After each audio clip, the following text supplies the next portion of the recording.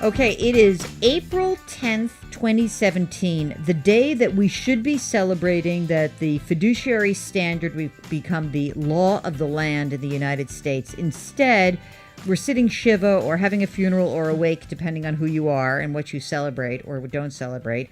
We're here with Jon Stein, the CEO of Betterment, Micah Hauptman, the Financial Services Counsel at the Consumer Federation of America, and Maureen Thompson, the Vice President of Public Policy at the CFP Board. And John, I was just saying before we went on the air that this was supposed to be our big celebration. Now I'm kind of bummed out. What are we supposed to think about? What does April 10th mean now? April 10th was supposed to be the day that anyone who's getting advice about their retirement accounts has to be receiving fiduciary best interest advice on those accounts. The rule has been delayed at least 60 days, and we were talking this morning on a panel about what this means for the future of the rule. It's not good. It's a bit of a downer. There's a lot of ways that this rule could be killed. There is some hope. And there are reasons to believe that it's going to be hard to change the rule, that it has a lot of momentum. And it's kind of anybody's guess. There's arguments on both sides about this. Can I hear the upside, please? Who wants to do that? Micah or Maureen? Who wants to give me the upside of like the potential for something good that could happen from this moment forward? Well, I'll give it because I don't think Micah can. So I would say that the rule's in a lot of danger. Nobody will dispute the fact that we have an uphill challenge to preserve the parts of the rule that we really need in it. However, there is some momentum toward fiduciary advice. The presidential memorandum seemed to have focused attention among consumers, among the media, and others about what kind of advice people are getting in the retirement space. And increasingly, I think consumers are going to start demanding fiduciary advice. And I think firms that have taken steps to implement and to be compliant with the rule hopefully will continue to move forward with it. So absolutely an uphill challenge, but there is some hope that marketplace demand will help move us toward a fiduciary standard. Now, just to be clear, Micah confessed before that here it is a 11:35. He's only had coffee today, so he's probably in a cranky mood. Now you're going to give us the downside of what can happen to fiduciary from here. Yeah, so the fiduciary rule, which was passed last April and which would have taken effect, been implemented beginning today, was one of the strongest investor protections in a generation. But unfortunately, it's at risk. So retirement savers are susceptible to being harmed in a variety of ways, and we need the protections of the rule to stop that harm from occurring. So, Micah, what would a consumer need to know right this second? You're going, a lot of people getting tax refunds or reassessing their entire financial lives around tax season. What can they do if this rule is not in place to protect themselves? Yeah, you raise a really interesting point. There are a lot of firms that provide incentives based around tax season to fund your IRA. And currently, IRA advice is not protected by a best interest standard. So people should be asking whoever is giving investment advice to their IRA, are you a fiduciary? Are you serving my best interest? And how are you compensated? And what are your conflicts of interest? And speaking of, so let me just parenthetically say conflicts of interest. Jon Stein of Betterment, you are the sponsor of this podcast. So we have a conflict of interest, which I'm disclosing. Now, see how easy that was? Isn't that easy to disclose that? It's so easy. What's so hard about fiduciary? That's what I cannot get over. It's like, okay, we're just going to tell, like, hey, this guy's the sponsor, or hey, I'm getting paid this from a third party. Why is it so hard for this industry to do it? It's so clear that this rule is in the best interest of consumers. It's just so obvious. And there's no one on the other side of that, frankly. The only people who are against this rule are people who have a financial incentive to hang on to the bad way that things are now. And consumers are being harmed right now. And this is not a hypothetical. They are being harmed today. And things maybe were starting to get better in anticipation of the rule coming out. Firms started sending out letters disclosing their fees and telling people how much they'd been paying. And customers saw this, and anecdotally, we've had more customers than ever call us up and say, I just realized what I'm paying my broker. that's not going to continue. That kind of good progress isn't going to continue if this rule goes by the wayside. Okay, I'm sorry. So, Maureen, you were about to say as well. Well, I was just going to say that if you are a certified financial planner, you already have to provide financial planning services as a fiduciary. Much of what's contained in the DOL rule is already required of CFPs. And so for everybody who is saying we can't possibly operate under this standard, we can't do this, we are here to say you can do it, and it's being done every day by 76,000 CFP professionals. It's amazing. And I was just going to add to what Micah said. I would also suggest to consumers that they not only ask the question, but that they get that in writing. One of the things that Micah and Maureen make a great point of is how much this rule is just applying existing standards more broadly to everyone who's getting any kind of retirement quote advice. It's not an unsustainable standard. It's just using the best practices. So it's using some of the same enforcement mechanisms that FINRA uses. It's using some of the same guidance from Dodd-Frank that everyone for a long time has been advocating for. It's really an easy standard to apply. So, John, when you were starting Betterment, it seems like 100 years ago, but it's only 9, 10. When was it? When did you start? 10 years ago. 10 years ago. What did you know about fiduciary? Did you know anything about this? We were talking at length at that time about what kind of entity we wanted to be. Are we going to be a mutual fund? Are we going to be a broker? Are we going to be a bank? How do we build this service that we want to build? We had the vision for the future of investing. We had the vision for this product that would automate all the best practices for you and just do the right thing. And the only vehicle to do that at the time was to be a registered investment advisor. We had to be an RIA. And so we knew that was going to be our customer-facing vehicle from those early conversations. And you actually have CFPs that are on staff. Oh, wait a minute, more disclosure. I'm a CFP. So I guess that what's interesting about this day, and that you're right, we have more attention that's put on this, is I guess I feel a little bit uptight around what is actually going to be disclosed and what is not going to be disclosed. So in addition to saying, are you held to the fiduciary rule or standard, what are other things that a consumer should know, Micah? For example, about fees or about conflicts of interest, questions that you can ask your current advisor. Maybe you think your advisor's putting your interests first, but not. Yeah, those are great questions. And it's really hard to tell under the current status quo because a lot of firms advertise as trusted advisors. They use titles like financial advisor or financial consultant or retirement counselor or financial planner, even if they're not a certified financial planner. And they advertise as in positions of trust and reliance and that they're providing investment advice, when effectively they're providing a sales pitch that's disguised as investment advice. So it's really important for investors to ask, are you a fiduciary? And are you held to a fiduciary standard? Are you mitigating conflicts?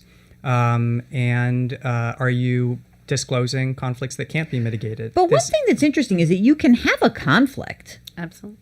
There are conflicts in everything we do. And so why the pushback from the industry around disclosing those conflicts or saying, hey, you can buy a 529 plan on your own, Mrs. Jones. You could do it, and it would be cheaper for you. If you want me to do it, it's going to cost you this much. I don't see what the pushback on it is around that. And I've been told by some in the industry that it is liability. It is legally, we don't want there to be some slew of class action lawsuits. Mike, I know you're an attorney. Sorry, I just outed you. But, where is that liability and what's the problem? Why is there more liability from having this rule in place versus you have rogue salespeople who invite lawsuits just by giving stupid advice? Yeah, if I can go ahead, that. Micah. So the beauty of this rule is it's not completely reliant on disclosure. It really targets conflicts of interest which are embedded in the compensation practices of various firms. And so firms create compensation practices to reward and encourage advisors to work against their client's best interest. And that's what this rule stops. So they create incentives to recommend one product over another by paying, 4, 5, in some cases 20 times what they would otherwise be paid. And of course, people are going to act on their incentives. It's human nature. So this rule requires firms to rein in their conflicts, to not reward and encourage firms to work against, or advisors to work against their conflicts. And about the liability component, it's been a scare tactic by the industry opponents for as long as I can remember. But people should be held accountable for their advice. It's a simple proposition, but unfortunately, the industry opponents are not willing to be held responsible for their advice. They want to hold out as fiduciaries without actually acting like it.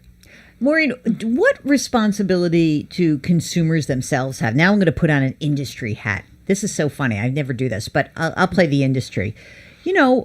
There's plenty of times where people will say, like, well, I didn't know that he was or she was a da-da-da-da-da, or I didn't understand that I was taking so much risk, when many times the customer does understand that. So what responsibility do we have as consumers in this relationship? Well, obviously, consumers have a responsibility to know who they're working with. That, I think, is the number one decision most people will make, and often it's the only decision somebody will make. So the fact that somebody spends more time researching a car they're going to buy than who they're going to give their money to, their retirement savings, who they're going to turn that over to. So I think the big responsibility people have is to know who you're working with. The nice boy down the street, who goes to the same church, and he may be a nice boy, but not necessarily somebody you want to entrust your retirement savings with. Know who you're working with, get that Form ADV, get whatever other disclosures you can from them. Ask them if they're working in your best interest, if they're a fiduciary. Other than that, I think it's really tough for people because the industry has built around itself lots of ways for people to keep people from truly understanding what it is they're working with. We don't ask people to understand their own medical condition or the law or anything else. We shouldn't ask more of them in this instance. Know who you're working with. The problem that we have, I agree with everything you're saying, the problem that we have in this industry is that customers think they're getting fiduciary aligned advice whenever they talk to a financial representative. They think that they're getting the truth.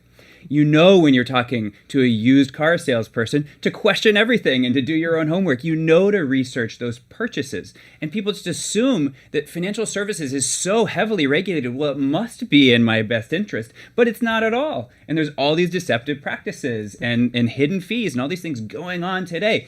This rule would put an end to a lot of the worst abuses. It is not held to the standard that people think it is. And that's the underlying problem. And Jon, just as we finish up here, you have a different kind of business, let's call it, I sort of feel like the industry has evolved and the robo-advisor platform is a different type of business. And I think that there are some people who are listening who are like, oh my God, I'm not putting myself in the hands of an algorithm. Can you just talk about how the robo platform can actually be more transparent than dealing with a human being? Well, I think there's not really such thing as like just a pure robo platform or a pure human platform. It's always a little bit of both. We've got 220 people working at Betterment. There are nice things that computers can do better in a more transparent, consistent, reliable, repeatable way than humans, and you can regulate them as such. You can audit them. You can see what advice they've recommended over time. It's much harder to do that with a person who can have a conflict of business, can wake up on the wrong side of the bed, can have some kind of investment in another company that they don't want to disclose to you. An algorithm doesn't have any of those things. An algorithm is what it is, and so in many ways, it's easier to make sure that that's aligned with your best interests. I think one of the most interesting things about this rule and comment period, there have been 10-to-1 comments in support of letting the rule go forward versus those who wanted to delay it. And that one was just Gary Cohn himself. Okay, Right. Sorry. All right, before we leave, here we go. Each of you will now give me odds that fiduciary will be the law of the land in not just retirement accounts, but in all investment accounts within the next 10 years. John, what are the odds of that happening? 80%. 80%. Jon Stein, the CEO of Betterment. Micah Hauptman from the Financial Services Counsel at the Consumer Federation of America. What are the chances that Fiduciary is the law of the land within the next 10 years? What percentage probability? Across all Everything. regulations, Everything. 0. What did you say? Okay, maybe 1%. If I'm being optimistic. I got 80%, I got 1%. Well, okay, so I'll explain. That would require a fiduciary standard for DOL. And when I'm talking about a fiduciary standard, I'm talking about a meaningful and legally enforceable best interest standard that really requires firms to rein in their perverse conflicts that often pervade their conflicts. I guess he throws in perverse. I love that. Their business models.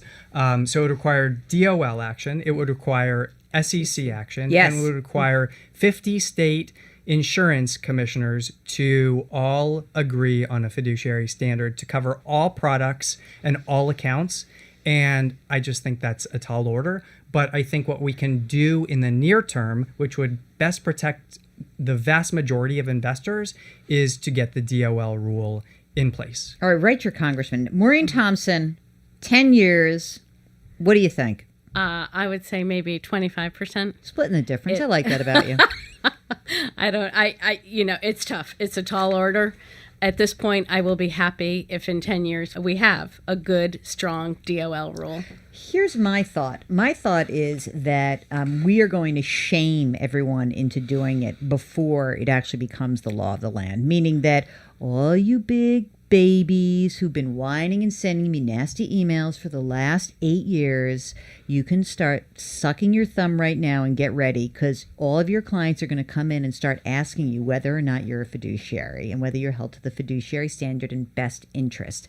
So thank you for this special extra edition of the Better Off podcast. Jon Stein, the CEO of Betterment, Micah Hauptman, Financial Services Counsel at the Consumer Federation of America, Maureen Thompson, Vice President of Public Policy at the CFP Board, Dan Drummond, Super Duper Flack of the CFP Board, Joe Zemer, Super Duper Flack of Betterment, and Mark, the best producer in the world. I'm Jill Schlesinger. Thanks for listening.